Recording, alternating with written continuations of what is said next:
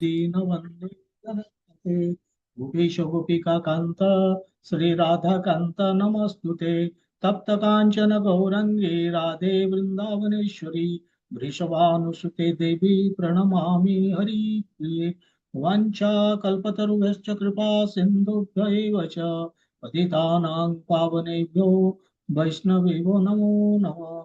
जय श्री कृष्ण चैतन्य प्रभु नित्यानंद श्री अद्वैत गदाधर श्रीवासादि गौर भक्त वृंद। हरे कृष्ण कृष्ण कृष्ण हरे हरे, हरे राम राम राम हरे हरे। ओम नमो भगवते वासुदेवाय। ओम नमो भगवते वासुदेवाय। ओम नमो भगवते वासुदेवाय।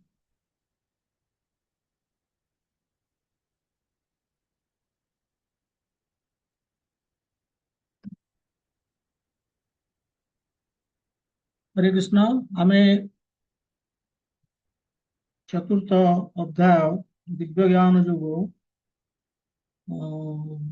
ଆମେ 11 ନମ୍ବର ଶ୍ଲୋକ ପର୍ଯ୍ୟନ୍ତ କମ୍ପ୍ଲିଟ କରିଛେ। ଆଜି 12 ନମ୍ବର ଶ୍ଲୋକରୁ ଆମେ ନବା। ଶ୍ଲୋକଟି ଏଇଭଳି। काङ्क्षन्तः कर्मणां सिद्धिं यजन्त या देवता क्षिप्रं हि मानुषलोके सिद्धिर्भवति कर्मजा। काङ्क्षन्तः कर्मणां सिद्धिं यजन्त यः देवता क्षिप्रं हि मानुषलोके सिद्धिर्भवति कर्मजा।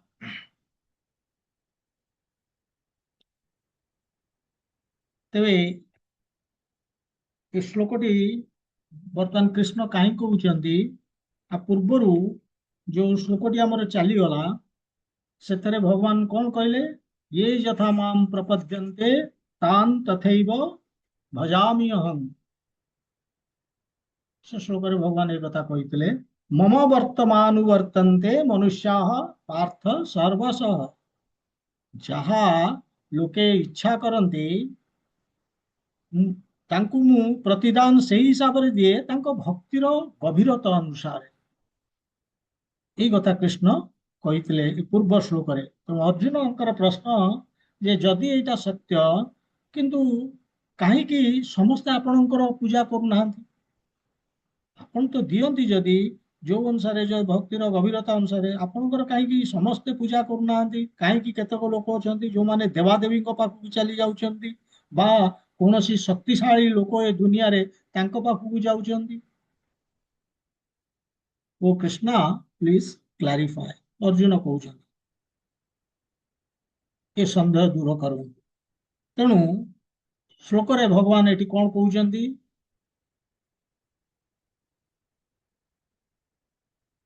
ମାନୁଷ ଲୋକେ, ମାନୁଷ୍ୟ ଲୋକେ ମାନେ ଲୋକେ ମାନେ ଏ ଜଗତରେ।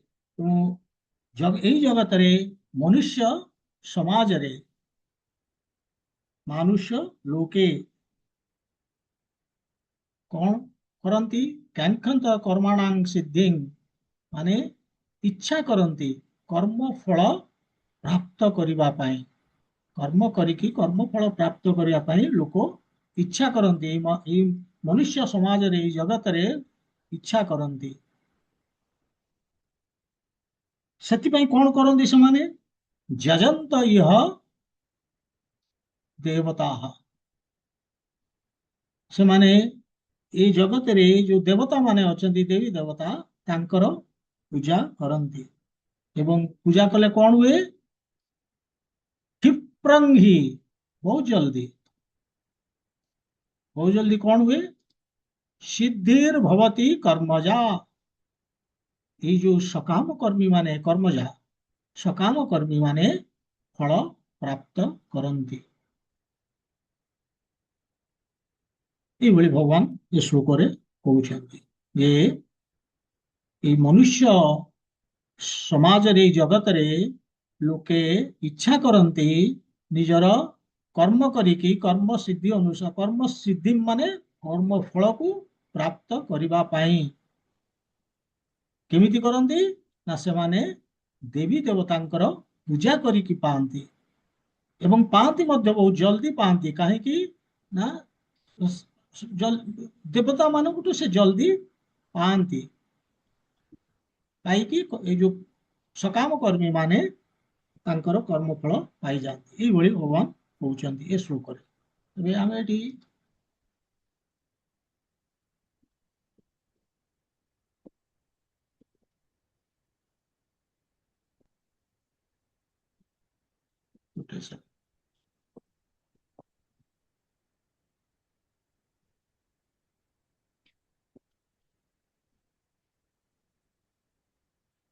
ତେବେ ଏ ଶ୍ଲୋକରେ ଭଗବାନ ୟାର ପୂର୍ବରୁ ଯାହା କହୁଛନ୍ତି କଣ କହିଲେ, ଯେ ଯିଏ ଯେମିତି ସମ୍ପର୍କ ଭଗବାନଙ୍କ ସହିତ ରଖେ, ଭଗବାନଙ୍କର ସହିତ ସମ୍ପର୍କ ରଖିକି ଭଗବାନଙ୍କର ଭଜନ କରନ୍ତି, ଭଗବାନ ସେଇ ଅନୁସାରେ ପ୍ରତିଦାନ ଦିଅନ୍ତି। ଏଇଭଳି ପୂର୍ବ ଶ୍ଲୋକରେ କହିଲେ।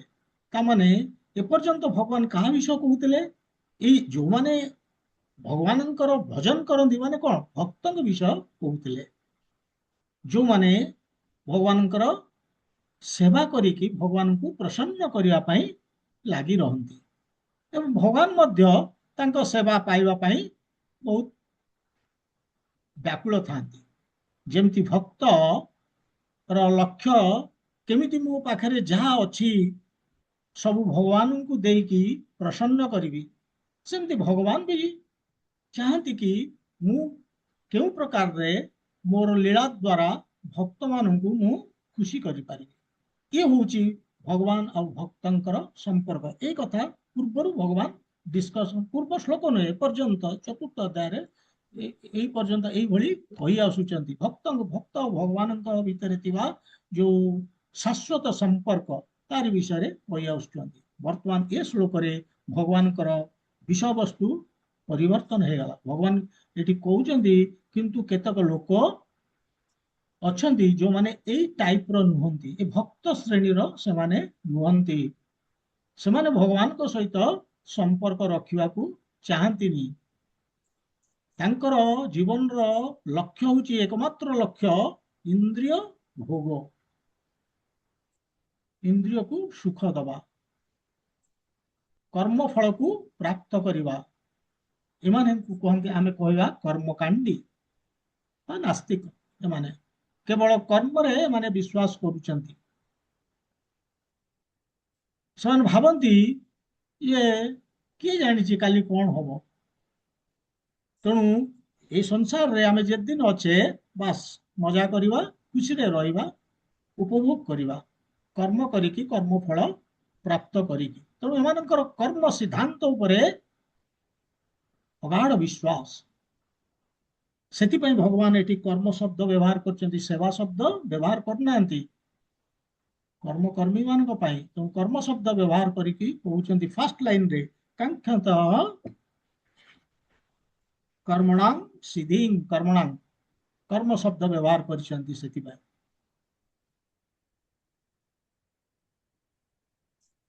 ତେଣୁ ଏ କର୍ମ ସେବା ନୁହେଁ, ଫରକ ଅଛି, ସେବା ଓ କର୍ମ ଭିତରେ ଫରକ ଅଛି। ତେବେ ଆମେ ଆଲୋଚନା କରିବା ପୂର୍ବରୁ ଏତିକି ଜାଣିଦବା ଦରକାର ଯେ ହଉଛି ଗୋଟେ ସୁନ୍ଦର ଶ୍ଲୋକ ଭଗବାନଙ୍କ ତରଫରୁ ଭଗବତ ଗୀତାର ଯେତେ ଛାତ୍ର ସମସ୍ତଙ୍କ ପାଇଁ ମାନେ ବୁଝିବାକୁ ହବ ଯେ ଠିକ ଅଛି, ଏ ଶ୍ଲୋକ ଅନୁସାରେ ଆମକୁ ବୁଝିବାକୁ ହବ ଯେ ଦେବାଦେବୀ ମାନେ ଆମକୁ ଦିଅନ୍ତି, ତୁରନ୍ତ ଫଳ ପ୍ରଦାନ କରିଦିଅନ୍ତି, ଆମେ ଯାହା ଇଚ୍ଛା କରୁଛେ ତୁରନ୍ତ ଦେଇ ଦିଅନ୍ତି। କିନ୍ତୁ ସେଇ ଜିନିଷଟା ଇଚ୍ଛା କରିବା, ସେଇ ତୁରନ୍ତ ପାଇଯିବା, ସେଇଟା କଣ ଠିକ? ଏ ଶ୍ଲୋକ ଅନୁସାରେ ଆମେ ଆଲୋଚନା କରିବା। ଭଗବାନ ଏଠି କର୍ମ ଶବ୍ଦ ବ୍ୟବହାର କରିଛନ୍ତି, ଆଗରୁ ସେବା କଥା କହୁଥିଲେ, ତେଣୁ ସେବା କର୍ମ ଭିତରେ ଡିଫରେନ୍ସ କଣ, ଦେବାଦେବୀଙ୍କର ପୋଜିସନ କଣ, କୃଷ୍ଣଙ୍କର ପୋଜିସନ କଣ, ଆମ ପୋଜିସନ କଣ, ଏ ଶ୍ଲୋକ ଆମକୁ ଏ ମୌକା ଦଉଛି ସବୁ ଆଲୋଚନା କରିକି ବୁଝିବା ପାଇଁ। ତେବେ କର୍ମ ଆଉ ସେବା ଡିଫରେନ୍ସ, କର୍ମ ସେବା ନୁହେଁ। ଭକ୍ତମାନେ ସେବା କରନ୍ତି, ଯୋଉମାନେ ନାସ୍ତିକ କର୍ମୀ, କର୍ମରେ ବିଶ୍ୱାସ କରନ୍ତି, ସେମାନେ କର୍ମ କରନ୍ତି। କିନ୍ତୁ ବାହାରୁ ଦେଖାଯାଏ ଯେ ଦିଟା ଯାକ ଏକା। ଧରନ୍ତୁ ଆମେ ଫୁଲମାଳ ତିଆରି କରୁଛେ, ଭକ୍ତମାନେ ତିଆରି କରୁଛନ୍ତି କାହା ପାଇଁ? ଭଗବାନଙ୍କ ପାଇଁ। କର୍ମୀ ମାନେ ବି ମଧ୍ୟ ତିଆରି କରୁଛନ୍ତି ଧରନ୍ତୁ ଭଗବାନଙ୍କ ପାଇଁ। କିନ୍ତୁ ଡିଫରେନ୍ସ କଣ?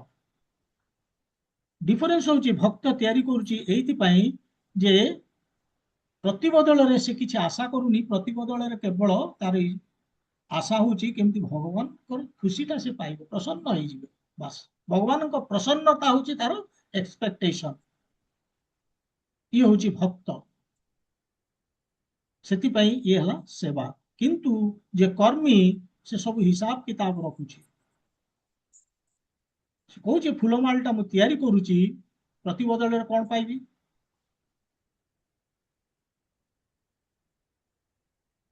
କଣ ପାଇବି ଆଉ କେତେ ପାଇବି? ଏଇ କଥା ଚିନ୍ତା କରୁଛି, ଭଗବାନଙ୍କୁ ମଧ୍ୟ ପଚାରୁଛି ମୁଁ ଫୁଲମାଳ କରିକି ଦଉଛି କାହିଁକି? ନା ସେମାନେ କର୍ମୀ, ସେମାନେ ନିଜ ସୁଖ ଚାହାନ୍ତି। ଭଗବାନଙ୍କ ସୁଖ କଥା ସେମାନେ ଚିନ୍ତା କରନ୍ତିନି, ଭକ୍ତମାନେ କରନ୍ତି। ତେଣୁ କର୍ମ ଆଉ ସେବାର ଇଏ ହେଲା ଡିଫରେନ୍ସ। ସେଥିପାଇଁ ଆମେ ଦେଖିବା, ଧରନ୍ତୁ ଗୋଟେ ମନ୍ଦିରରେ ଜଣକୁ ସଫା କରିବା ପାଇଁ ଜଣକୁ ଏମ୍ପ୍ଲୟ କରାହେଇଛି, ସଫା ବାଲା, ସଫେଇ ବାଲା ଯାହାକୁ ଆମେ କହୁଛେ। ସେ କିନ୍ତୁ ବହୁତ ସୁନ୍ଦର ଭାବରେ ସଫା କରିବ, କାହିଁକି ନା ସେ ପ୍ରଫେସନାଲ। ହୁଏତ ଭକ୍ତ ସେଇ ଅନୁସାରେ ସେଇ ହିସାବରେ କରିବନି, କିନ୍ତୁ ଡିଫରେନ୍ସ ଅଛି କଣ? ନା ସିଏ କରୁଛି ସଫା ପେମେଣ୍ଟ ପାଇଁ, କିନ୍ତୁ ଭକ୍ତ ପେମେଣ୍ଟ ପାଇଁ କରୁନି। ସେ ପ୍ରତିବଦଳରେ ଭଗବାନଙ୍କୁ କିଛି ଆଶା କରୁନି, କେବଳ ଭଗବାନଙ୍କୁ ଖୁସି ପାଇଁ ସେ କରୁଛି। ଇଏ ହଉଛି ସେବା ଓ କର୍ମ ଭିତରେ ଡିଫରେନ୍ସ। ବର୍ତ୍ତମାନ ସେକେଣ୍ଡ ଜିନିଷ ଆମେ ଦେଖିବା କଣ? ନା ଏ ଶ୍ଲୋକ ଅନୁସାରେ ଆମେ ଦେଖିବା ଯେ ଦେବାଦେବୀଙ୍କ ପାଖକୁ ଚାଲି ଯାଉଛନ୍ତି। ଏ ଦେବାଦେବୀ କିଏ? ଈଶ୍ୱର କିଏ? ଭଗବାନ କିଏ? ଦେବାଦେବୀ କିଏ? ତାଙ୍କ ପୋଜିସନ କଣ? ଦେବାଦେବୀ ଏମାନେ ହଉଛନ୍ତି ମାନେ କୃଷ୍ଣଙ୍କ ସାମ୍ରାଜ୍ୟର, ଏମାନେ ହଉଛନ୍ତି ପ୍ରତିନିଧି। ତାଙ୍କ ଅଧୀନରେ ବିଭିନ୍ନ ଡିପାର୍ଟମେଣ୍ଟ ସେମାନେ ଦେଖୁଛନ୍ତି, ଦାୟିତ୍ୱ କୃଷ୍ଣ ଦେଇଛନ୍ତି। ସେ ଦାୟିତ୍ୱ ସେ ସମ୍ପାଦନ କରୁଛନ୍ତି କୃଷ୍ଣଙ୍କ ତରଫରୁ। ମାନେ ଇନ୍ଦ୍ର ଧରନ୍ତୁ, ଇନ୍ଦ୍ରଙ୍କର କାମ ହେଲା ବର୍ଷା କରିବା, ତେଣୁ ଇନ୍ଦ୍ରଙ୍କୁ ସେ ରେନ୍ ଡିପାର୍ଟମେଣ୍ଟର ହେଡ୍ କରିଛନ୍ତି। ସେମିତି ଅନେକ ଦେବତା, ବରୁଣ, ଚନ୍ଦ୍ର, ସୂର୍ଯ୍ୟ ସବୁ ଏମାନେ କିଏ? କୃଷ୍ଣ 15 ଅଧ୍ୟାୟର 7 ନମ୍ବର ଶ୍ଲୋକରେ କହିବେ, ମମୈବାଂଶ ଜୀବ ଲୋକେ ଜୀବଭୂତ ସନାତନ, ସମସ୍ତେ ମୋର ଅଂଶ। ତାର ଅର୍ଥ କଣ? ଏ ଦେବତା ମାନେ ମଧ୍ୟ ଅଂଶ ଆମ ଭଳି, ଈଶ୍ୱରଙ୍କର ଅଂଶ। ତେଣୁ ବ୍ରହ୍ମାଙ୍କୁ ମିଶେଇକି ସମସ୍ତ ହେଲେ, ସମସ୍ତେ ଜଗତରେ କୃଷ୍ଣଙ୍କୁ ଛାଡ଼ିଲେ ବାକି ସମସ୍ତେ ଜୀବ। କେବଳ ଶିବଜୀଙ୍କୁ ଛାଡ଼ିଦେଲେ, କାରଣ ଶିବଜୀ ହଉଛନ୍ତି ଶମ୍ଭୁ ତତ୍ଵରେ, ସେ ଜୀବଠୁ ଉପରେ। କିନ୍ତୁ ନିଜକୁ କୃଷ୍ଣଙ୍କର ଭକ୍ତ ବୋଲି ସେ ମାନନ୍ତି। ବୈଷ୍ଣବାନାଂ ଯଥା ଶମ୍ଭୁ, ଯଦି ବୈଷ୍ଣବ ହବାକୁ ଚାହେଁ ତାହେଲେ ଶମ୍ଭୁ ଭଳିଆ ହବା ଉଚିତ, ଅର୍ଥାତ୍ ଶିବଜୀଙ୍କ ଭଳିଆ। ସେ ହଉଛନ୍ତି ଗ୍ରେଟେଷ୍ଟ ବୈଷ୍ଣବ, ସବୁଠୁ ଶ୍ରେଷ୍ଠ ବୈଷ୍ଣବ, ବିଷ୍ଣୁ ଭକ୍ତ ବା କୃଷ୍ଣଙ୍କ ଭକ୍ତ। ବାକି ସବୁ ବ୍ରହ୍ମାଙ୍କଠୁ ଆରମ୍ଭ କରିକି ପିମ୍ପୁଡ଼ି ପର୍ଯ୍ୟନ୍ତ ସମସ୍ତେ ହେଲେ ଜୀବ। ତେଣୁ ଆମେ ଯଦି ଦେଖିବା ଶାସ୍ତ୍ର ଅନୁସାରେ, କୋଉଠି ଅନମ୍ୟୁଟ ହେଇଯାଉଛି, ମ୍ୟୁଟ କରିଦେବେ, ସମସ୍ତେ ଦେଖିଦେବ। ତେଣୁ ଯଦି ତତ୍ଵତଃ ମାନେ ଆମେ ପ୍ରକୃତରେ ଦେଖିବା, ଶାସ୍ତ୍ରରେ ଭଗବାନ ହିଁ କେବଳ ହଉଛନ୍ତି ପରମେଶ୍ୱର, ସେ ହଉଛନ୍ତି ଅକେଲା, ସେହି ଭଗବାନ। ବାକି ସବୁ ତାଙ୍କ ଅଧୀନରେ। ଭାଗବତଙ୍କର ଗୋଟେ ଜାଗାରେ ଗୋଟେ ଶ୍ଲୋକରେ କୁହାଯିବ, ଶିବ ବିରିଞ୍ଚି ନୃତମ ଶରଣ୍ୟମ। ଶିବ ବିରିଞ୍ଚି ନୃତମ ମାନେ ଶିବ ମାନେ ଶିବଜୀ, ବିରିଞ୍ଚି ମାନେ ବ୍ରହ୍ମା। ଏଇ ଏଇ ଦି ଜଣ ଡେମିଗଡ୍ସ, ଦେବତା, ଏମାନେ କଣ କରୁଛନ୍ତି? ଭଗବାନଙ୍କୁ ନତମସ୍ତକ ହଉଛନ୍ତି ବା ଭକ୍ତି କରୁଛନ୍ତି। କାହାର ଭକ୍ତି କରୁଛନ୍ତି? ଶରଣ୍ୟମ, ଯାହାର ଶରଣ ନିଆଯାଏ। ଯାହାର ଶରଣ ନିଆଯିବା, ଯିଏ ଯୋଗ୍ୟ, ସେ ହଉଛନ୍ତି ଭଗବାନ କୃଷ୍ଣ। ତ ତାଙ୍କରି ପୂଜା କରୁଛନ୍ତି, ଭକ୍ତି କରୁଛନ୍ତି କିଏ? ଶିବଜୀ, ବ୍ରହ୍ମା। ଏ 11 ସ୍କନ୍ଧରେ ଅଛି ଭାଗବତମରେ। ତେଣୁ ଏଇ ମହାନ ଦେବତା ଦୁଇ ଜଣ, ଏମାନେ ଭଗବାନଙ୍କର ସେବା କରୁଛନ୍ତି, ଭଗବାନଙ୍କର ଭକ୍ତି କରୁଛନ୍ତି, ଭଗବାନଙ୍କର ପୂଜା କରୁଛନ୍ତି, ଅର୍ଚ୍ଚନା ଆରାଧନା କରୁଛନ୍ତି। ବାକି ଆଉ ଯୋଉ ଦେବାଦେବୀ ଅନ୍ୟମାନେ ରହିଲେ, ତାଙ୍କ କଥା କଣ କହିବା? ସେମାନେ ତ ହଉଛନ୍ତି ସେମାନେ ତ ଏଇ ମହାନ ଡେମିଗଡ୍ସ ଯୋଉ ବ୍ରହ୍ମା, ଶିବଜୀ, ତାଙ୍କ ଅଣ୍ଡରରେ। ଇନ୍ଦ୍ର, ଚନ୍ଦ୍ର, ବରୁଣ, ଯାହା ଯୋଉମାନେ ସୂର୍ଯ୍ୟ। ସେଥିପାଇଁ ଶଙ୍କରାଚାର୍ଯ୍ୟ ମଧ୍ୟ କହୁଛନ୍ତି ନାରାୟଣ ପରୋ ଅବ୍ୟକ୍ତା। ନାରାୟଣ ବା କୃଷ୍ଣ ସେ କିଏ? ସେ he does not belong to this material world. ଏ ଭୌତିକ ଜଗତର ସେ ନୁହନ୍ତି। ଏଇ ଯୋଉ ଭୌତିକ ଜଗତରେ ତିନି ଗୁଣ ଅଛି, ସେ ତିନି ଗୁଣ ସେ ଉର୍ଦ୍ଧ୍ୱରେ। ତେଣୁ ଯେଉଁମାନେ ଭଗବାନଙ୍କୁ ଅର୍ଥାତ କୃଷ୍ଣ ବା ନାରାୟଣଙ୍କୁ କମ୍ପେୟାର କରିକି ସମାନ ବୋଲିକି ଭାବନ୍ତି, ଇଭିନ୍ ଶିବଜୀ ବ୍ରହ୍ମାଙ୍କ ସହିତ ସମାନ ବୋଲିକି ଭାବନ୍ତି, ମହାପାପ କୁହାଯାଇଛି ଶାସ୍ତ୍ରରେ। ଦେବା ନାରାୟଣ ଅଙ୍ଗଜା, ଲିମ୍ସ ତାଙ୍କର ଅଙ୍ଗ ପ୍ରତ୍ୟଙ୍ଗ, ଦେବତା ମାନେ କୃଷ୍ଣଙ୍କର, ତାଙ୍କର ଅଂଶ। ତେଣୁ ଆମ ଭଳି ସେମାନେ ମଧ୍ୟ ଅଂଶ, ଜୀବ। କିନ୍ତୁ ତାଙ୍କୁ ଭଗବାନ ଶକ୍ତି ଦେଇଛନ୍ତି, ପାୱାର ଦେଇଛନ୍ତି। କାହିଁକି ନା ତାଙ୍କର ଯୋଗ୍ୟତା ଆମଠୁ ଅଧିକ। ଯେମିତି ଆମ ଭୌତିକ ଦୁନିଆରେ ଆମେ ଦେଖୁଛେ, କିଏ ଆଇଏଏସ୍ ଅଫିସର, କିଏ ଆଇଜି, କଲେକ୍ଟର। ତାର ଅର୍ଥ କଣ? ସେମାନଙ୍କ ପାଖରେ ବେଶୀ ଯୋଗ୍ୟତା ଅଛି, ଆମେ ହେଇପାରିଲେନି ସେମିତି। ଆମେ ଯଦି ବି ଚେଷ୍ଟା କରିବା ଆମେ ହେଇପାରିବା ସେମିତି। ଏଇ ଦେବତା, ଦେବୀ ଦେବତା ଯୋଉମାନେ, ଆମେ ମଧ୍ୟ ତାଙ୍କ ପୋଜିସନକୁ ଯାଇପାରିବା ଯଦି ଆମେ ସେ ଯୋଗ୍ୟତାକୁ ହାସଲ କରିପାରିବା। ତେଣୁ ଏଇ ଦେବତା ମାନେ ହଉଛନ୍ତି ଏଇ ଯୋଉ ଭଗବାନଙ୍କର ଯୋଉ ବିଶ୍ୱ ବ୍ରହ୍ମାଣ୍ଡର ଶାସନ ବ୍ୟବସ୍ଥା, ଭଗବାନଙ୍କ ସଂସାରକୁ ଚଳେଇବା ପାଇଁ ଇଏ ଦେବାଦେବୀ ହଉଛନ୍ତି ତାର ହିସ୍ସା। ସେମାନେ, ତାଙ୍କୁ ଦିଆଯାଇଛି, ଦାୟିତ୍ୱ ଦିଆଯାଇଛି। ଭଗବାନ ସେ ଶକ୍ତି ଦେଇଛନ୍ତି, ତାଙ୍କୁ ପାୱାର ଦେଇଛନ୍ତି।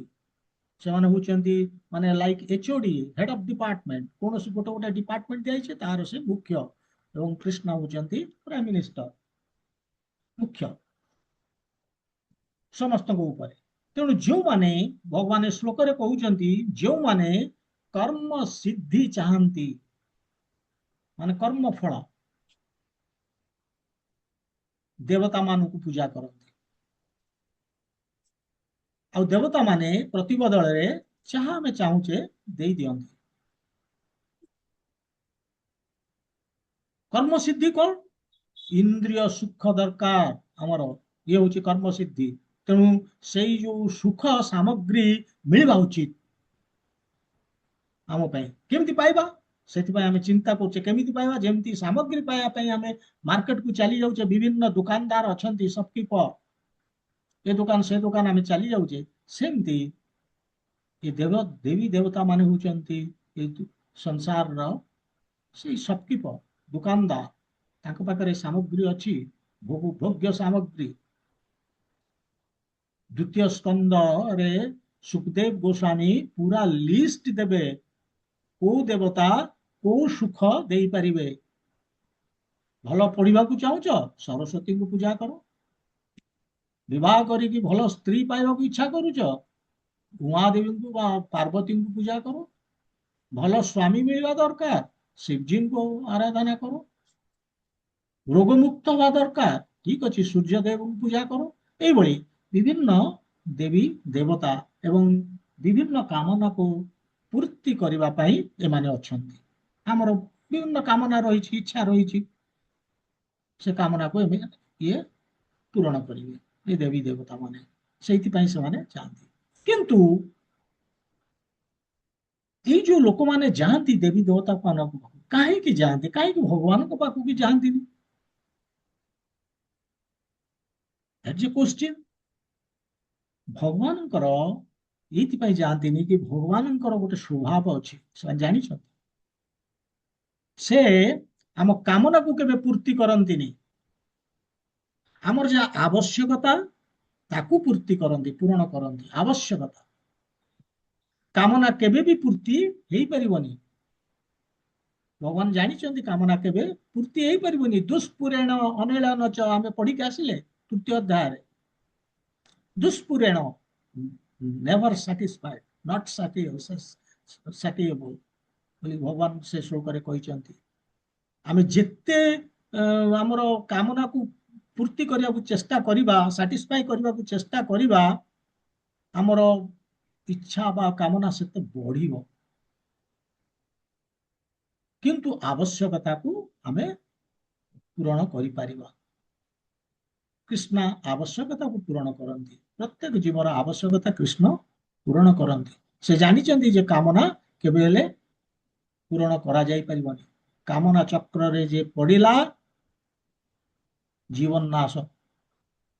ତେଣୁ ଆବଶ୍ୟକତାକୁ ଭଗବାନ ପୂରଣ କରନ୍ତି, କାମନାକୁ ପୂରଣ କରନ୍ତିନି। ଆମେ କାମନା ପାଇଁ ଦେବାଦେବୀଙ୍କ ପାଖକୁ ଯାଉଛେ। ଆବଶ୍ୟକତା କଣ? ଭଗବାନ ଯୋଉ ଆବଶ୍ୟକତା ପୂରଣ କରନ୍ତି, କଣ ଆମ ଜୀବନର ଆବଶ୍ୟକତା କଣ? ବଞ୍ଚିବା ପାଇଁ ଯାହା ଆବଶ୍ୟକ ସେଟା ଆବଶ୍ୟକ, କିନ୍ତୁ ମୋଷ୍ଟ ଇମ୍ପୋର୍ଟାଣ୍ଟ ଆବଶ୍ୟକତା ଆମ ଜୀବନ ସମୟ ଭିତରେ ଯୋଉ ପର୍ଯ୍ୟନ୍ତ ଶରୀର ଅଛି, ଆମ ପାଖରେ ଶକ୍ତି, ସାମର୍ଥ୍ୟ, ବୁଦ୍ଧି, ବୃତ୍ତି ସବୁ କିଛି ଅଛି, ତାକୁ ଭଗବାନଙ୍କ ସେବାରେ ଲଗେଇବା। ଆମ ଶରୀର, ଆମର ବୁଦ୍ଧି, ବୃତ୍ତି ସବୁ କିଛି, ଆମ ପାଖରେ ଯାହା ସାମଗ୍ରୀ ସବୁ ଭଗବାନଙ୍କ ସେବାରେ ଲଗେଇବା। ତାଙ୍କର ପ୍ରେମକୁ ଲଗେଇକି ତାଙ୍କ ପ୍ରେମକୁ ପ୍ରାପ୍ତ କରିବା, ପ୍ରେମକୁ ବଢେଇବା। ଇଏ ହଉଛି ଆମ ଜୀବନର ଲକ୍ଷ୍ୟ। ଇଏ ହଉଛି ମନୁଷ୍ୟ ଜୀବନର ପ୍ରକୃତ ଆବଶ୍ୟକତା। ଏହି ଆବଶ୍ୟକତା ଭଗବାନ ପୂରଣ କରନ୍ତି, ଇଏ ଆଉ କେହି ଦେଇପାରିବେନି। କାମନା ପୂର୍ତ୍ତି ହେଲେ ଆହୁରି ଇଚ୍ଛା ହବ। କାମନା ଯେତେବେଳେ ଆମେ କାମନାଟା ପୂରଣ ହେଇଗଲା, ପୁଣି ଆହୁରି ଇଚ୍ଛା ହବ। ଭଲ ମିଳିଗଲା ଖାଇବାକୁ, କିନ୍ତୁ ତଥାପି ଆମେ ଭାବୁଛେ ଆଉ ଟିକେ ବେଟର ହେଇଥାନ୍ତା କି। ଇଏ ହଉଛି କାମନା। ତେଣୁ କାମନା ପୂର୍ତ୍ତିର ସହାୟତା କରନ୍ତି ନାହିଁ ଭଗବାନ। କେବଳ ଆବଶ୍ୟକତାକୁ ସେ ପୂର୍ତ୍ତି କରନ୍ତି। ଯାହା ଆବଶ୍ୟକତା, ଯୋଉ ଆବଶ୍ୟକତାରୁ ସୁଖ, ରିଅଲ ସୁଖ ମିଳିବ, ବାସ୍ତବ ସୁଖ ମିଳିବ, ତାକୁ ପାଇବାରେ ଭଗବାନ ଆମର ସାହାଯ୍ୟ କରନ୍ତି। କିନ୍ତୁ କାମନା ପଛରେ ଯେଉଁମାନେ, ସେମାନେ କାମନା ଛଡା ଆଉ କିଛି ଜାଣନ୍ତିନି। ଆବଶ୍ୟକତା କଣ ସେଟାକୁ ବୁଝିବାକୁ ଚେଷ୍ଟା କରନ୍ତିନି। ତେଣୁ ସେମାନେ ଭାବନ୍ତି ଏ କୃଷ୍ଣଙ୍କୁ କିଛି ଜଣା ନାହିଁ, ଦେବେନି କିଛି, ତାଙ୍କ ପାଖକୁ ଯାଇକି କିଛି ଲାଭ ନାହିଁ, ଦୁଃଖ ମିଳିବ ତାଙ୍କର ଭଜନ କଲେ। ତେଣୁ ଦେବତା ମାନଙ୍କୁ ବା ଦେବତା ମାନଙ୍କ ପାଖକୁ ଚାଲି ଯାଆନ୍ତି। ସିଏ ଯାହା ଇଚ୍ଛା ମାଗିଲେ ଦେଇଦେବେ। ଦେବତା ତାଙ୍କର କାମନାକୁ ପୂର୍ତ୍ତି କରନ୍ତି। ତৎକ୍ଷଣାତ୍ ଫଳ ମିଳିଯାଏ ତାଙ୍କୁ, କ୍ୱିକ୍ ରେଜଲ୍ଟସ୍। ଦେବତା ମାନେ ହଉଛନ୍ତି ଦୋକାନଦାର, ବିଜନେସମ୍ୟାନ। ସେମାନେ ଏ ଜଗତରେ ଅଛନ୍ତି, ଯୋଉ ଜଗତରେ ଆମେ ବି ଅଛେ। ସେ ହଉଛନ୍ତି ଏଚଓଡି। ତାଙ୍କର କଣ ଦରକାର? ତେଲ ମାଲିସ। ଦେବାଦେବୀ ବା ଶକ୍ତିଶାଳୀ ଲୋକ ଏ ଦୁନିଆରେ, ତାଙ୍କର ଦରକାର ତେଲ ମାଲିସ। ଅର୍ଥାତ୍ ତାଙ୍କୁ ଆମେ ସାଟିସ୍ଫାଏ ଖାଲି କରିଦବା, ଖୁସି କରିଦବା ପୂଜା କରିକି, ବାସ୍ ସେ ହେଇଗଲେ, ଖୁସି ହେଇଗଲେ, ଏବଂ ଯାହା ଆମର ଇଚ୍ଛା ସେ ଦେଇଦେବେ। ଆପଣଙ୍କର ଏ ସାମଗ୍ରୀ ଦରକାର, ଏ ଭୋଗ୍ୟ ବସ୍ତୁ, ଠିକ ଅଛି, ମୋର ପୂଜା করে ନେଇଯାଅ। ଇଭେନ୍ ଭଗବାନ ଏଠି ଖାଲି ଦେବାଦେବୀ କଥା କହୁନାହାନ୍ତି, ଏଠି କହୁଛନ୍ତି ଯେତେ ଶକ୍ତିଶାଳୀ ଲୋକ ଏ ଦୁନିଆରେ ଅଛନ୍ତି, ତାଙ୍କର ବି ବହୁତ ଲୋକ ତାଙ୍କୁ ପୂଜା କରୁଛନ୍ତି। ଯେମିତି ବହୁତ ଲୋକ ଅଛନ୍ତି, ଧରନ୍ତୁ ପ୍ରାଇମ ମିନିଷ୍ଟର ନରେନ୍ଦ୍ର ମୋଦିକୁ ପୂଜା କରୁଛନ୍ତି, ମାନୁଛନ୍ତି, ଭଗବାନ ବୋଲି ମାନିଛନ୍ତି। ଫଳରେ କଣ ହୁଏ ନା, ତାଙ୍କର ଯାହା ଇଚ୍ଛା ମିଳିଯାଏ। କୌଣସି ମିନିଷ୍ଟର ପଦ ଦରକାର, ସେ ମିଳିଯାଏ, ଖୁସି ହେଇକି ଦେଇ ଦିଅନ୍ତି। ତେଣୁ ଯେତେ ପାୱାରଫୁଲ ଲୋକ ମଧ୍ୟ ଏ ଦୁନିଆରେ, ତାଙ୍କୁ ଯଦି ଆମେ এইଭଳି ତେଲ ମାଲିସ ବି କରିବା, ଆମେ ମିଳିଯିବ।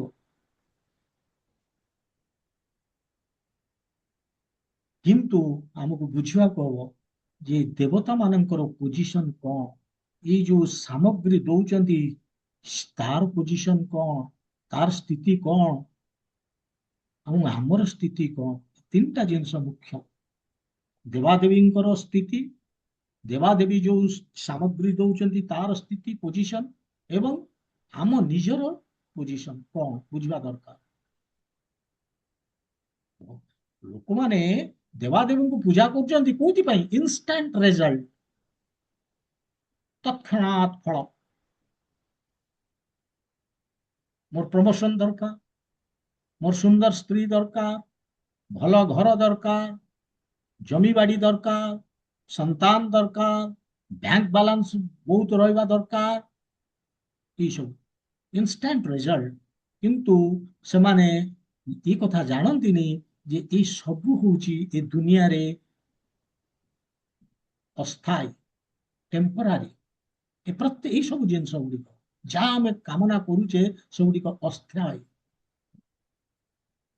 ଯୋଉ ମୁହୂର୍ତ୍ତରେ ଆମେ ଶରୀର ତ୍ୟାଗ କରୁଛେ, ସବୁ ମୋ ପଛରେ ତାକୁ ଛାଡି ଦେଇକି ମୁଁ ଚାଲି ଯାଉଛି ଏକୁଟିଆ, ବା ବଞ୍ଚିଥିବା ଅବସ୍ଥାରେ ଏମାନେ ମତେ ଛାଡିକି ଚାଲି ଯାଉଛନ୍ତି।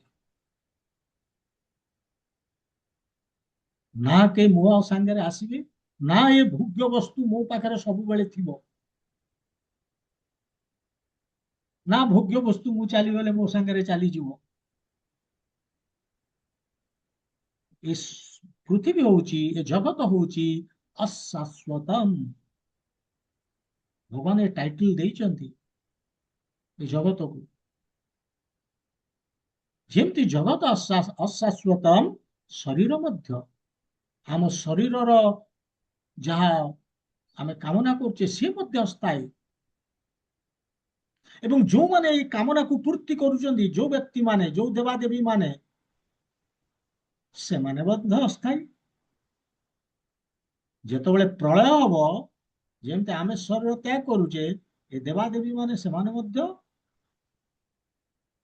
ଦେହ ତ୍ୟାଗ କରିବେ, ତାଙ୍କ ପୋଜିସନ ଛାଡିଦେବେ, ପୁଣି ଫ୍ରେଶ। କାରଣ ଏଗୁଡା ପୋଜିସନ, ଇନ୍ଦ୍ର ଚନ୍ଦ୍ର ଏଗୁଡା ପୋଜିସନ। ଆଜି ଯିଏ ଇନ୍ଦ୍ର ଅଛି ସେ ସବୁବେଳେ ଇନ୍ଦ୍ର ହେଇକି ରହିବ ନାହିଁ, ମାନେ ନାହିଁ। ତାର ଯେ ଯୋଗ୍ୟତା ରହିବନି ସେ ଖସିଯିବ ତଳକୁ, ପୁଣି ଯେତେବେଳେ ପ୍ରଳୟ ହବ ସେ ଚାଲିଗଲା, ଆଉ ଜଣେ କିଏ ଇନ୍ଦ୍ର ହବ।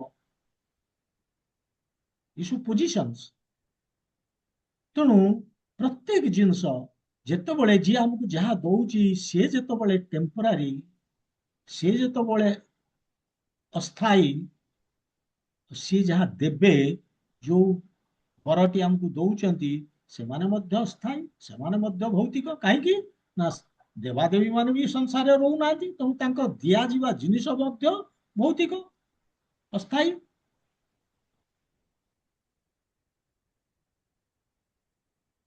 ପ୍ରଶ୍ନ ଆସୁଛି, ଆମେ କଣ ବୁଦ୍ଧିଆ? ଯଦି ଆମେ ଏଇ ଅସ୍ଥାୟୀ ଜିନିଷ ପଛରେ ପଡିଛେ, ଆମେ କଣ ବୁଦ୍ଧିଆ?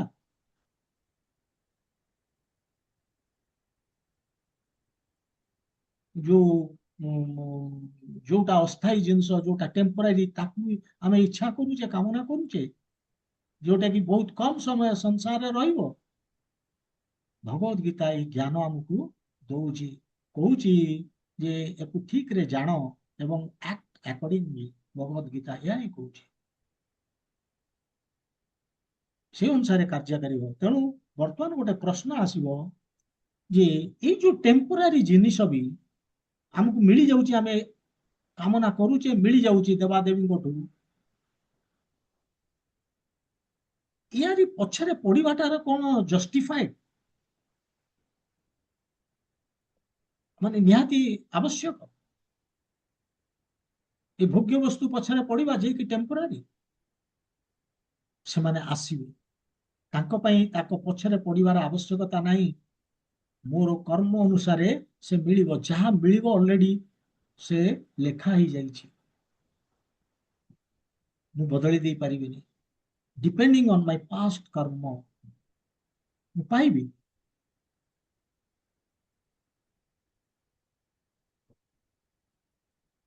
ଯଦି ଏଇଆ କର୍ମ ଅନୁସାରେ ମିଳୁଛି, ତାହେଲେ ମୁଁ କଣ ବୁଦ୍ଧିଆ?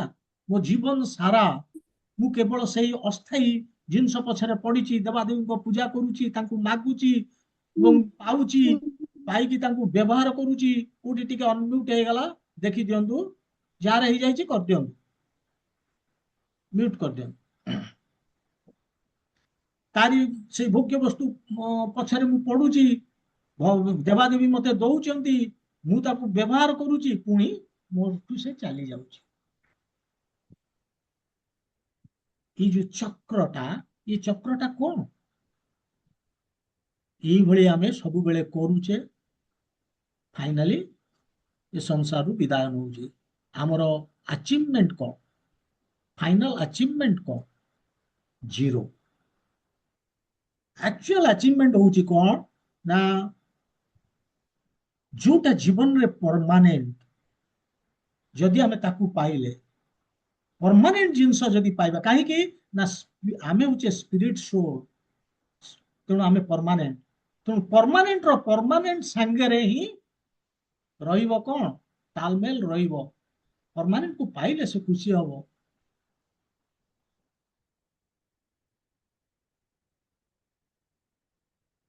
କମ୍ପାଟିବିଲିଟି, ଯେହେତୁ ଆମେ ପରମାନେଣ୍ଟ, ଆତ୍ମା ପରମାନେଣ୍ଟ, ତେଣୁ ଆମେ ପରମାନେଣ୍ଟ। ଏ ଶରୀର ପରମାନେଣ୍ଟ ନୁହେଁ, କିନ୍ତୁ ଆମେ ପରମାନେଣ୍ଟ। ତେଣୁ ପରମାନେଣ୍ଟ ଜିନିଷକୁ ଆମେ ପାଇବା ଦରକାର। ଏ ହଉଛି ଜୀବନର ସଫଳତା। ଯଦି ପାଇଗଲେ, ତାହେଲେ ପରମାନେଣ୍ଟ ହଉଛି ଭଗବାନ କୃଷ୍ଣ, ବା ବ୍ୟାକ୍ ଟୁ ଗଡ୍ ହେଡ୍ ଯୋଉଟା ଆମେ କହୁଛେ, ଭଗବାନଙ୍କ ପାଖକୁ ବା ଭଗବତ ଧାମ ଯିବା। ଯଦି ଏକୁ ପାଇଗଲେ, ସେଇଟା ହଉଛି ଆମର ରିଅଲ ସକ୍ସେସ୍। ଏଇ ହଉଛି ସଫଳତା ଆମ ଜୀବନର।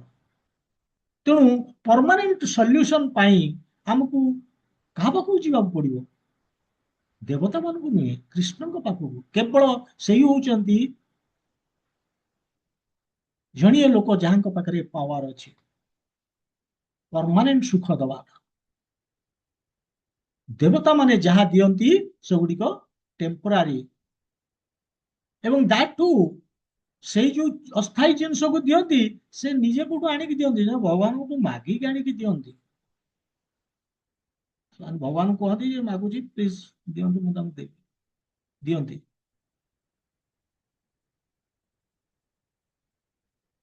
ଆଉ ଦେଲା ପରେ ଯୋଉ ଦେବାଦେବୀ ଯାହା ଦିଅନ୍ତି, ତାପରେ କାମନା ବଢିଯାଏ ଆମର। ପାଇଗଲା ପରେ ପୁଣି ବଢିଲା, ପୁଣି ଯିବା। ବା ଆମେ ତାର ଦୁର୍ବ୍ୟବହାର କରୁଛେ, ଯେମିତି ବ୍ରହ୍ମାସୁର, ବୃକାସୁର ବା ବ୍ରହ୍ମାସୁର ଯାହା କହୁଛେ, ଶିବଜୀଙ୍କୁ ବର ପ୍ରାପ୍ତ କଲା, କିନ୍ତୁ ତାର ଦୁର୍ବ୍ୟବହାର କଲା ସେ ବର। ଯେତେବେଳେ ବୃକାସୁର ତପସ୍ୟା କଲା, ଶିବଜୀ ଖୁସି ହେଲେ, ଏବଂ ଯେତେବେଳେ ଆସିଲେ ଶିବଜୀ ପାର୍ବତୀ ଦି ଜଣ ଯାକ ଆସିଛନ୍ତି ତାଙ୍କ ସାମ୍ନାରେ, ଏବଂ ସିଏ ସେତେବେଳେ ଯାହା ସେ ପାଇଁ କରୁଥିଲା, ଯୋଉ କାମନା ଥିଲା, ସେ କାମନାଟା ତାଙ୍କର ବଦଳିଗଲା। ବୃକାସୁର ବା ଭସ୍ମାସୁର ବଦଳିଗଲା। କଣ ନା, ସେ ଯେତେବେଳେ ପାର୍ବତୀଙ୍କୁ ଦେଖିଲା, ସେ ଭାବିଲା ଏଇ ମୋର ଦରକାର, ସୁନ୍ଦରୀ ସ୍ତ୍ରୀ, ଏ ମୋର ଦରକାର। ତେଣୁ ଏହାକୁ ଯଦି ଦରକାର, କେମିତି ପାଇବି? ଇଏ ତ ଯୋଉ ପର୍ଯ୍ୟନ୍ତ ଇଏ ହଜବାଣ୍ଡ ସାଙ୍ଗେ ଥିବ ହବନି। ତେଣୁ ହଜବାଣ୍ଡ ମରିବା ଦରକାର। ସେଥିପାଇଁ ସେ ମାଗିଲା ବର, କଣ ମତେ ଏଇଭଳି ବର ଦିଅନ୍ତୁ, ମୁଁ ଯାହା ମୁଣ୍ଡରେ ହାତ ରଖିଦେବି ସେ ଭସ୍ମ ହେଇଯିବ। ମାନେ କାମନା ବଦଳିଗଲା।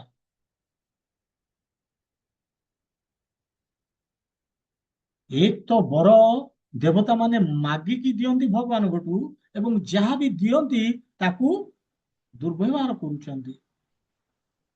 ସେଥିପାଇଁ ଯେତେବେଳେ ସେ ଶିବଜୀଙ୍କ ଉପରେ ରଖିବାକୁ ଚେଷ୍ଟା କଲା ହାତ, ବର ଦେଇଦେଲେ ଶିବଜୀ, ଚିନ୍ତା କଲେନି, ଦେଇଦେଲେ, ଗୋଡେଇଲେ। ଶିବଜୀ ଦୌଡୁଛନ୍ତି, କୃଷ୍ଣ ହେଲ୍ପ କଲେ। କୃଷ୍ଣ ସେ ଭସ୍ମାସୁରକୁ ପଚାରିଲେ, କଣ ନା ମୁଁ ପରୀକ୍ଷା କରିବାକୁ ଚାହୁଁଛି। ଠିକ ଅଛି, ପରୀକ୍ଷା କଣ, ଏଇଟା ଗୋଟେ ଇମ୍ପୋର୍ଟାଣ୍ଟ ଜିନିଷ, ତ ନିଜର ମୁଣ୍ଡରେ ହାତ ରଖିଦେଲା ଏବଂ ଭସ୍ମ ହେଇଗଲା। ଏ ହେଲା ପରିଣାମ। ତେଣୁ ଏଇଭଳି ମାନେ ନିଜକୁ, ସମସ୍ତଙ୍କୁ କଷ୍ଟରେ ରଖି ଏଇ ମାନେ ଏଇ ବରକୁ ପ୍ରାପ୍ତ କରନ୍ତି, ମାନେ ଅସୁବିଧାରେ ପକାନ୍ତି ସମସ୍ତଙ୍କୁ।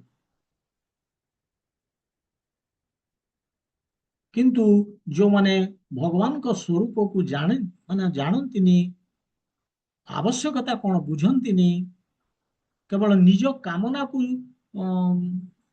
ପୂର୍ତ୍ତି କରିବା ପାଇଁ ଇଚ୍ଛା କରନ୍ତି, ଏଇ ଯୋଉ ଲୋକମାନେ, ଏଇ ଅସୁର ସ୍ୱଭାବର ଲୋକ,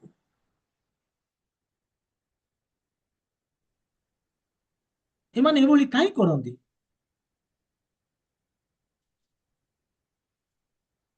ସେମାନଙ୍କର ବୁଦ୍ଧି ବିବେକ ବିଗିଡି ଯାଉଛି ଭୌତିକ ଇଚ୍ଛା ହେତୁ। ଯେତେବେଳେ ପ୍ରବଳ ଭୌତିକ ଇଚ୍ଛା, ଏ ବୁଦ୍ଧି ବିବେକ କିଛି ହଉନି। ଭୋଗ ଐଶ୍ୱର୍ଯ୍ୟ ପ୍ରସକ୍ତାନାଂ ତୟା ଅପହୃତ ଚେତସା, ନିଜେ ଭଗବାନ କହିଛନ୍ତି, ପୂର୍ବେ ଆମେ ପଢିକି ଆସିଛି ସେ ଦ୍ୱିତୀୟ ଅଧ୍ୟାୟ।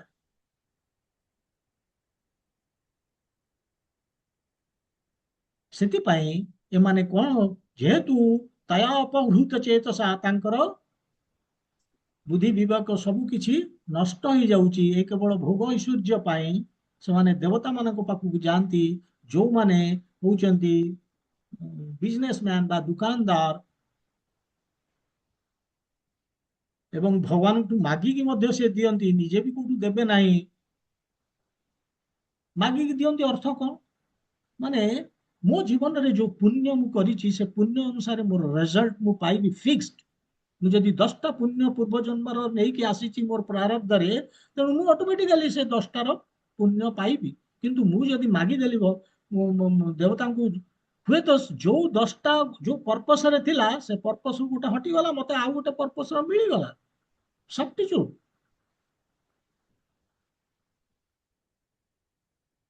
ମୁଁ ମାଗିନେଲି ଦେବତାଙ୍କୁ ଯେ ମୋର ଦରକାର ଗୋଟେ ଭଲ କାର, କିନ୍ତୁ ସେଇ ଯୋଉ ପୁଣ୍ୟଟାର ଚାଲିଗଲା, ସେ ପୁଣ୍ୟ ଥିଲା ଯୋଉଠି ମତେ ବଡ ରୋଗ ହେଇଥାନ୍ତା, ମୁଁ ବଞ୍ଚିଥାନ୍ତି,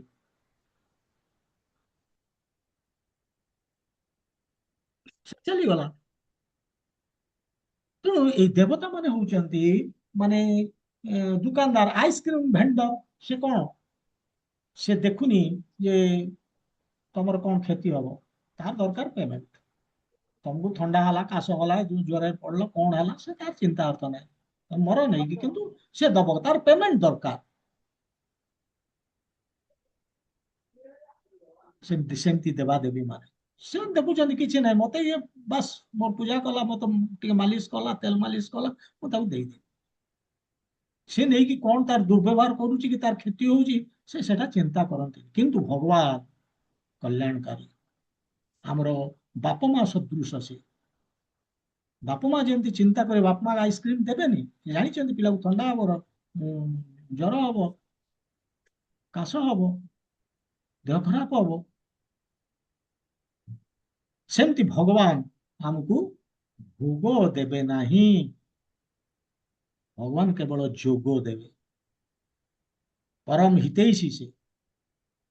এইଭଳି ଅଜ୍ଞାନୀ ଏଇ କଥା ଜାଣି ନ ପାରି, କର୍ମ କରିକି, କର୍ମ ସିଦ୍ଧାନ୍ତରେ ବିଶ୍ୱାସ କରିକି, ଦେବତା ମାନଙ୍କୁ ପୂଜା କରିକି କର୍ମ ଫଳ ପ୍ରାପ୍ତ କରନ୍ତି। ଫଳରେ କଣ ହୁଏ, କର୍ମ ବନ୍ଧନରେ ପଡନ୍ତି,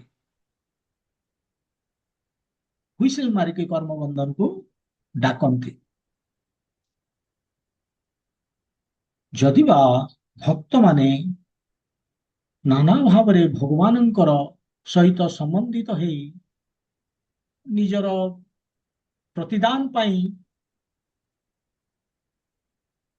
ପ୍ରତିଦାନକୁ ମାନେ ଯାହା ପାଇବା କଥା ପାଉଛନ୍ତି ଏବଂ ସୁଖୀ ହଉଛନ୍ତି, ସମସ୍ତେ ସେଇଭଳିଆ ନୁହେଁ, ଭକ୍ତଙ୍କ ଭଳି ନୁହନ୍ତି। ଭଗବାନ ଭକ୍ତ ଭଗବାନଙ୍କ ସହିତ ସମ୍ପର୍କ ରଖୁଛନ୍ତି, ଏବଂ ଯାହା ସେ ମାଗୁଛନ୍ତି ସେଥିରେ ସେ ସୁଖ। କଣ ମାଗୁଛନ୍ତି? ସେ ମାଗୁଛନ୍ତି କୃଷ୍ଣଙ୍କ ପ୍ରେମ, କୃଷ୍ଣଙ୍କର ସେବା, ଯୋଉଥିରେ ସେ ଆନନ୍ଦ ସୁଖ ପାଉଛନ୍ତି। ସମସ୍ତେ ସେଇଭଳିଆ ନୁହେଁ, ସମସ୍ତେ ଭକ୍ତ ନୁହନ୍ତି। କାମକୁ ସିଦ୍ଧି କରିବା ପାଇଁ ଦେବତା ମାନଙ୍କ ପାଖକୁ ଯାଆନ୍ତି, ଭଗବାନଙ୍କ ପାଖକୁ ସେ ଯିବେ।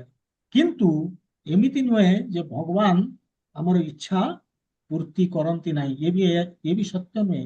ଆମେ ଯଦି ଭଗବାନଙ୍କ ପାଖକୁ ଯିବା, କୃଷ୍ଣଙ୍କ ପାଖକୁ ଯିବା, ସେ ଆମର ଇଚ୍ଛା ପୂର୍ତ୍ତି କରିବେ।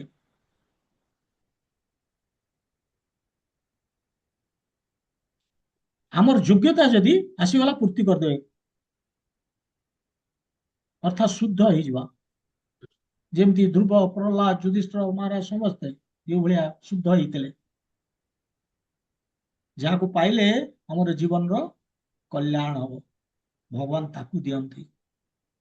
ତେଣୁ ଏଥିରୁ କ୍ଲିଅରଲି ଜଣା ପଡୁଛି ଯେ ଲୋକମାନେ କୃଷ୍ଣଙ୍କଠି ଲୋକଙ୍କର ଇଣ୍ଟରେଷ୍ଟ ନାହିଁ, ତାଙ୍କର ଗୋଟିଏ ଇଣ୍ଟରେଷ୍ଟ ହଉଛି ଭୌତିକ ସୁଖ। ସେଥିପାଇଁ ସେମାନେ ଦେବତା ପାୱାରଫୁଲ ଲୋକ ସେମାନଙ୍କୁ ପୂଜା କରନ୍ତି, ତାଙ୍କର ଇମିଡିଏଟ ରେଜଲ୍ଟ ଦରକାର। ପରୀକ୍ଷା ପୂର୍ବରୁ ଗୋଟିଏ ଦିନ ପୂର୍ବରୁ ପଢିବେ, ଏକ୍ସାମକୁ ପାସ୍ କରିବେ, instant result. Study one day before interview, crack the interview. এইଭଳିଆ ହଉଛି tendency. Everything instant, instant food, instant enjoyment. ମାନେ ପ୍ରକୃତି ବା ମାନସିକତା ସବୁବେଳେ ମଣିଷର ଇନଷ୍ଟାଣ୍ଟ, ସାଙ୍ଗେ ସାଙ୍ଗେ ହବା ଉଚିତ। ତେଣୁ ଏଇଭଳି ତତ୍କ୍ଷଣାତ୍ ଫଳ ପ୍ରାପ୍ତ କରିବା ପାଇଁ ସେମାନେ, ଯୋଉମାନେ ପାୱାରଫୁଲ ପର୍ସନାଲିଟିଜ ବା ଦେବୀ ଦେବତା, ତାଙ୍କ ମାନଙ୍କ ପାଖକୁ ଚାଲି ଯାଆନ୍ତି। କିନ୍ତୁ ଯେତେବେଳେ ମୁକ୍ତି କଥା ପଡୁଛି, ଯେତେବେଳେ କୃଷ୍ଣଙ୍କୁ ପାଇବା କଥା ପଡୁଛି, ଯେତେବେଳେ ଜନ୍ମ ମୃତ୍ୟୁ ଚକ୍ରକୁ ସମାପ୍ତ କରିବା କଥା ପଡୁଛି, ଏଇଟା ଗୋଟେ ସ୍ଲୋ ପ୍ରୋସେସ, ଏ ତତ୍କ୍ଷଣାତ୍ ହବ ନାହିଁ। କିନ୍ତୁ ଇଏ ପରମାନେଣ୍ଟ ପ୍ରୋସେସ, ଯିଏକି ଆମକୁ ଦବ ପରମାନେଣ୍ଟ ଡେଷ୍ଟିନେସନ, ପରମାନେଣ୍ଟ ହ୍ୟାପିନେସ, ସ୍ଥାୟୀ ସୁଖ, ସ୍ଥାୟୀ ଜାଗା ଆମକୁ ମିଳିଯିବ, ଯୋଉ ଜାଗାକୁ ଗଲେ ଆଉ ଆମେ ଫେରିବାନି। ଅରିଜିନାଲ ହୋମ ଆମର ସେଠି ରହିଯିବା, ଯଦି ଆମେ କୃଷ୍ଣଙ୍କ ପାଖରେ ଶରଣ ନେଲେ, ଯଦି କୃଷ୍ଣଙ୍କର ପୂଜା କଲେ। ତେଣୁ ବହୁତ ଲୋକ ଏଇଭଳି କରନ୍ତିନି, କୃଷ୍ଣଙ୍କ ଶରଣ ନିଅନ୍ତିନି, କୃଷ୍ଣଙ୍କ ପାଖକୁ ଯାଆନ୍ତିନି। କାହିଁକି ନା କୃଷ୍ଣ ବଡ ଚତୁର। ସେ କଣ କରନ୍ତି ନା, ଯେତେବେଳେ ଲୋକମାନେ, ଆମେ ଯେତେବେଳେ ଯାଉଛେ କୃଷ୍ଣଙ୍କ ପାଖକୁ, କିଛି ମାଗୁଛେ, ଭୌତିକ ଇଚ୍ଛା ପୂରଣ କରିବା ପାଇଁ ଯାଇଛେ, କିଛି ମାଗୁଛେ, ସେ ପ୍ରଥମେ ସେ ଲୋକଟିକୁ ପ୍ୟୁରିଫାଇ କରିଦିଅନ୍ତି, ଶୁଦ୍ଧ କରିଦିଅନ୍ତି। ତା ମନରେ ଯୋଉ ଭୋଗ ବାସନା ବସିକି ଅଛି, ତାକୁ ସେ ସଫା କରିଦିଅନ୍ତି, କରିକି ସେ ତାର ଇଚ୍ଛା ପୂରଣ କରନ୍ତି। ଯେମିତି ଧ୍ରୁବ ମହାରାଜଙ୍କର କରିଥିଲେ।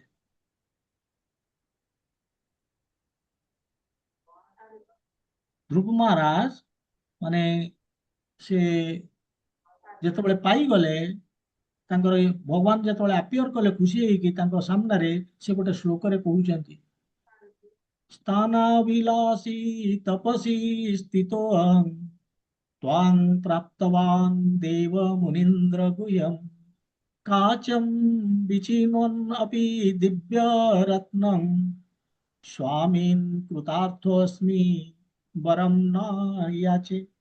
ଏଠି କହୁଛନ୍ତି ସ୍ଥାନ ଅଭିଳାଷୀ ତପସୀ ସ୍ଥିତ, ତପସୀ ସ୍ଥିତ, ମୁଁ ବହୁତ ତପସ୍ୟା କରିଛି ଆପଣଙ୍କୁ। କୋଉଥିପାଇଁ? ସ୍ଥାନାଭିଳାଷୀ, ଗୋଟେ ହାଇ ପୋଜିସନ ପାଇବା ପାଇଁ। ସେ ହାଇ ପୋଜିସନ ଟା କଣ? ଗୋଟେ ବଡ ଲ୍ୟାଣ୍ଡେଡ ପ୍ରପର୍ଟି, ବ୍ରହ୍ମାଙ୍କଠୁ ଗୋଟେ ବଡ ରାଜ୍ୟ, ଏଇ ଆଶାରେ ମୁଁ ଆସିଥିଲି। ସେଥିପାଇଁ ମୁଁ ବହୁତ ତପସ୍ୟା କଲି, କଲା ପରେ କଣ ପାଇଲି? କିନ୍ତୁ ସେ କହୁଛନ୍ତି ଏଇଭଳି ମୁଁ ତପସ୍ୟା କରିବା ପଛରେ ମୁଁ ପାଇଲି କଣ? ତ୍ୱାଂ ପ୍ରାପ୍ତବାନ, ଆପଣ ମତେ ମିଳିଗଲେ। ଦେବ ମୁନୀନ୍ଦ୍ର ଗୁହ୍ୟମ୍, ଯୋଉଠି ଦେବତା ମାନେ ବା ମୁନି ଋଷି ମାନେ ବା ରାଜା ମହାରାଜା ମାନଙ୍କ ପାଇଁ ଯୋଉଟା ପାଇବା ସମ୍ଭବ ହଉନି, ମତେ ମିଳିଗଲା। କିଏ? ଆପଣ। କାଚମ୍ ବିଚିନ୍ନନ୍, ମାନେ କହୁଛନ୍ତି ବିଚିନ୍ନନ୍ ମାନେ ଇଏ କଣ ସେଟା, ଖୋଜିବା, ସର୍ଚିଂ। ବିଚିନ୍ନ, କାଚମ୍, ଖୋଜୁଥିଲି କଣ? ଏ ଟୁକୁରା କାଚ ଖଣ୍ଡେ। ପାଇଲି କଣ? ଦିବ୍ୟ ରତ୍ନମ୍, ଆପଣଙ୍କ ଭଳି ଦିବ୍ୟ ରତ୍ନଟେ ମତେ ମିଳିଗଲା। ସ୍ୱାମୀନ୍ କୃତାର୍ଥ ଅସ୍ମି, ମୁଁ ସାଟିସ୍ଫାଏ।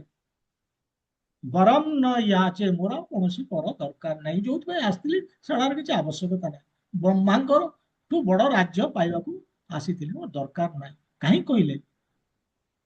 ଅଲରେଡି ପ୍ୟୁରିଫାଇ କରିଦେଇଛନ୍ତି ତାଙ୍କ ହୃଦୟରୁ, ତାଙ୍କ ଚିତ୍ତରୁ ଧ୍ରୁବଙ୍କର। ଧ୍ରୁବ ମହାରାଜଙ୍କର ଆଉ ସେ ଭୋଗ ଇଚ୍ଛା ହିଁ ନାହିଁ, କିନ୍ତୁ ତାଙ୍କୁ ଧ୍ରୁବ ସିଦ୍ଧ କରିକି ତାଙ୍କୁ ଦେଲେ ଧ୍ରୁବ ଲୋକ। ହଁ କହିଥିଲୁ ଧ୍ରୁବ ଲୋକ ଦେଲେ। କୋଉଠି ଟିକେ ଅନମ୍ୟୁଟ କେମିତି ହେଇଯାଇଛି, ଲାଗୁଛି? ଆଉ ଦି ଦିନ ପରେ ଆମ ଅଛନ୍ତି କାମରେ କରିବେ। ଆଉ ଦି ଦିନ ଥିଲା ତାପରେ କଣ ଆଉ କାମ ଅଛି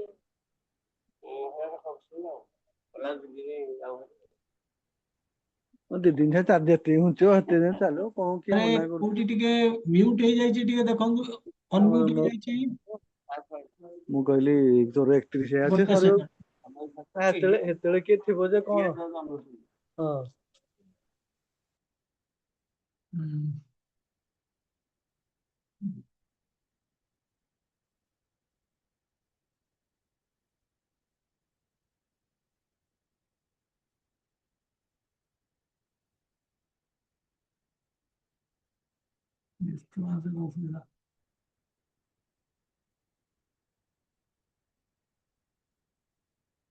ଯାଅ, କଣ ହେଲା, କଣ କହୁଥିଲି? ହଁ, ଧ୍ରୁବଙ୍କ କଥା କହୁଥିଲି। ତେଣୁ ଧ୍ରୁବଙ୍କର ଚିତ୍ତକୁ ଶୁଦ୍ଧ କରିଦେଲେ, କିନ୍ତୁ ଧ୍ରୁବ ଲୋକ ବି ଦେଲେ ଯୋଉ ଇଚ୍ଛା ପୂରଣ କଲେ, କିନ୍ତୁ ଚିତ୍ତ ଶୁଦ୍ଧ କରିକି। ଦେଖନ୍ତୁ, ମାନେ ଇଏ ହଉଛି, ମାନେ this is the beauty of Krishna. Krishna ଦେବେ, ପ୍ରତ୍ୟେକ ଜୀବକୁ ଦେବେ, ଯାହା ତାଙ୍କ ଜୀବନର ଲକ୍ଷ୍ୟକୁ ପ୍ରାପ୍ତ କରିବା ପାଇଁ ସାହାଯ୍ୟ କରିବ। ସେ କେବେ ହେଲେ କୌଣସି ଭୌତିକ ଇଚ୍ଛା ଦବା ତାଙ୍କର ଉଦ୍ଦେଶ୍ୟ ନୁହେଁ। ଏବଂ ଯଦି ବି ଦେବେ, ଶୁଦ୍ଧ କରିକି ଦେବେ। ତେଣୁ କେତେ ଅଦ୍ଭୁତ ଲର୍ଡ ଶ୍ରୀକୃଷ୍ଣ। ଚିତ୍ତ ଶୁଦ୍ଧ ନ କରିକି କୃଷ୍ଣ କାହାକୁ କିଛି ଦିଅନ୍ତି ନାହିଁ। ଧ୍ରୁବଙ୍କର ଚିତ୍ତ ଶୁଦ୍ଧ କଲା ପରେ ଧ୍ରୁବ ଲୋକ ଦେଲେ। କାହିଁକି ଚିତ୍ତ ଶୁଦ୍ଧ କରନ୍ତି? ଯେ ଯଦି ଯେମିତି ଦେବତା ମାନଙ୍କରଠୁ ପାଇକି ବର ମିସୟୁଟିଲାଇଜ କରିଦଉଛନ୍ତି, ଯୋଉମାନେ ପାଉଛନ୍ତି, ଯେମିତି ବୃକାସୁର ମିସୟୁଟିଲାଇଜ କଲେ, ଯେମିତି ରାବଣ, ସେମିତି ସମସ୍ତେ ମିସୟୁଟିଲାଇଜ କରୁଛନ୍ତି, କିନ୍ତୁ ଇଏ ଭଗବାନ ଚାନ୍ସ ଦିଅନ୍ତିନି ମିସୟୁଟିଲାଇଜ କରିବା ପାଇଁ, ଶୁଦ୍ଧ କରିଦେଇଛନ୍ତି। ଦେବତା ମାନେ ଏଇ ଜିନିଷଟି କରନ୍ତିନି, ଯୋଉ ବର ଦିଅନ୍ତି ସେମାନେ ଶୁଦ୍ଧ କରିକି ଦିଅନ୍ତି, ସେମାନେ ସେମିତି ଦେଇ ଦିଅନ୍ତି। ତାଙ୍କୁ ଯଦି ଆମେ ପୂଜା କରିବା, ସେମାନେ ତୁରନ୍ତ ଫଳ ଦେଇଦେବେ। କ୍ଷିପ୍ରଂ ହି ମାନୁଷ ଲୋକେ ସିଦ୍ଧି ଭବତି କର୍ମଜା। ଯୋଉମାନେ ସକାମ କର୍ମୀ ସିଦ୍ଧା, ମାନେ ତାଙ୍କୁ ମିଳିଯାଏ ତୁରନ୍ତ ରେଜଲ୍ଟ। କ୍ଷିପ୍ରଂ ହି ମନୁଷ୍ୟ ଲୋକେ, କର୍ମଫଳ ବା ଭୋଗ୍ୟ ବସ୍ତୁ ମିଳିଯାଏ।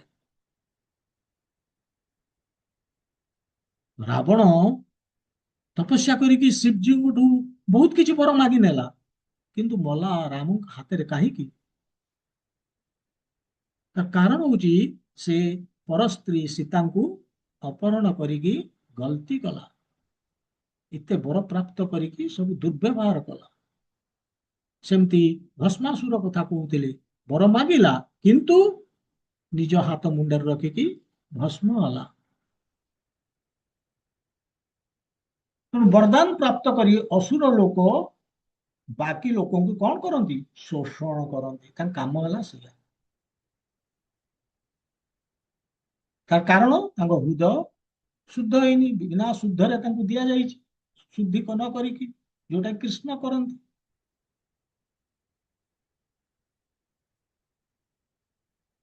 ତେଣୁ ଯଦି ଆମର ଇଚ୍ଛା ଅଛି, ଭୌତିକ ଇଚ୍ଛା ବା କାମନା ଅଛି, କୃଷ୍ଣଙ୍କ ପାଖକୁ ଯାଅ, ମାଗ,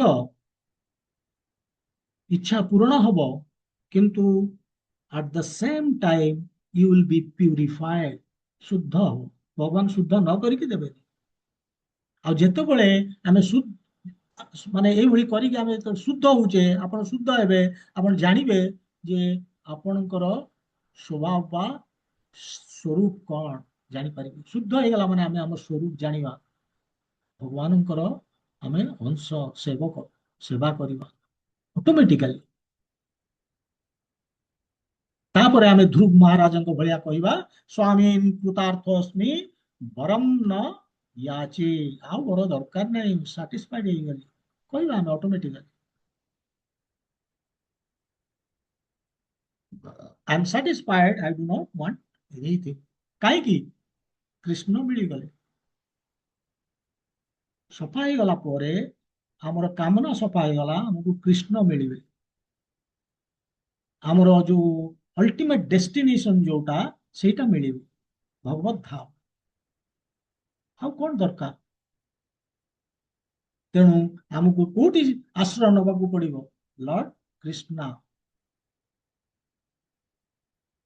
ଆମେ ଯାଇପାରିବା କୋଉଠିକି? ଭଗବତ ଧାମ ଯାଇପାରିବା। ଏବଂ ଏକୁ କେମିତି କରିପାରିବା ଆମେ ଏ କଳି ଯୁଗରେ? କେବଳ ହରିନାମ ଜପ କରିକି, ହରେ କୃଷ୍ଣ ମହାମନ୍ତ୍ର ଜପ କରିକି, ଭଗବାନଙ୍କ ପାଖରେ ଆଶ୍ରୟ ନେଇକି ଆମେ ଯେତେବେଳେ ମାନେ ଭଗବାନଙ୍କର ଦିବ୍ୟ ନାମକୁ ଜପ କରିବା ପ୍ରତ୍ୟେକ ଦିନ ଦୃଢତାର ସହିତ, ୱିଥ ଡିଟରମିନେସନ,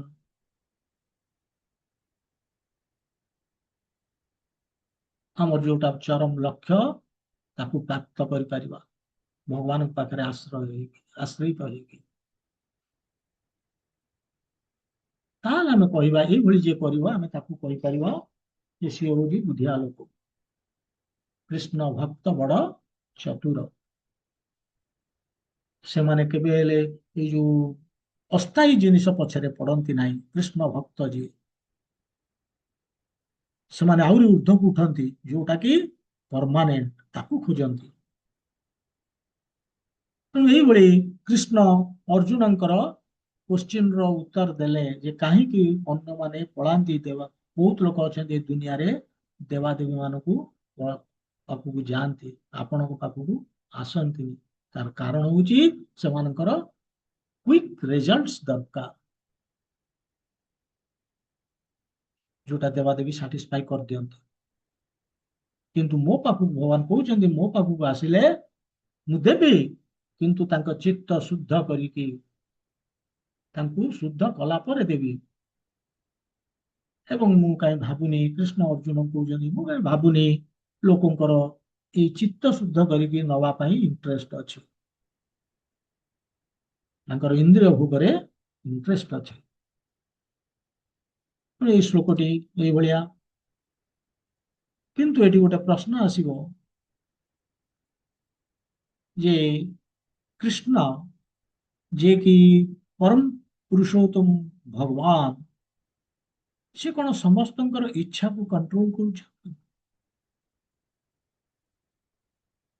ସମସ୍ତଙ୍କ ଯୋଉ ଲୋକମାନେ ଯୋଉ କଷ୍ଟ ଦୁଃଖ ପାଉଛନ୍ତି, ସେଥିପାଇଁ କଣ ସେ ଦାୟୀ? କଷ୍ଟ ପାଉଛନ୍ତି କି ଉପଭୋଗ କରୁଛନ୍ତି, ସେଥିପାଇଁ ସେ ରେସ୍ପନ୍ସିବୁଲ? ସିଏ କଣ ଡିସାଇଡ କରନ୍ତି ଯେ କିଏ ଭକ୍ତ ହବ, କିଏ ଭୌତିକବାଦୀ ହବ, ବା କିଏ ମାନେ ସାଧକ ହିସାବରେ ଷ୍ଟ୍ରଗଲ କରୁଥିବ, ସାଧନା କରୁଥିବ ସାଧକ ହିସାବରେ, ସେ ଡିସାଇଡ କରନ୍ତି?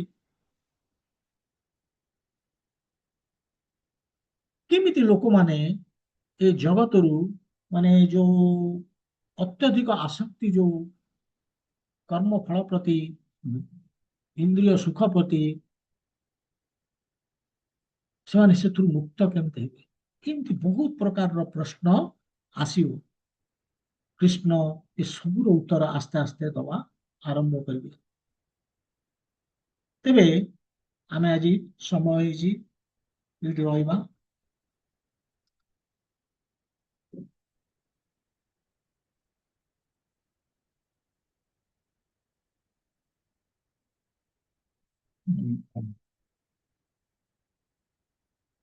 କାହାର କିଛି ଡାଉଟ୍ ଅଛି?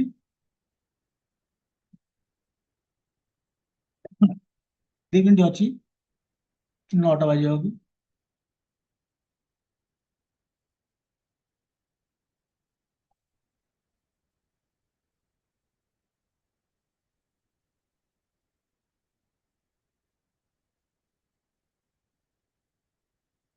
ଯେଉଁମାନେ ଆଟେଣ୍ଡ କରିଛନ୍ତି ସମସ୍ତଙ୍କୁ ହରେ କୃଷ୍ଣ ମହାମନ୍ତ୍ରରେ धन्यवाद दू जी।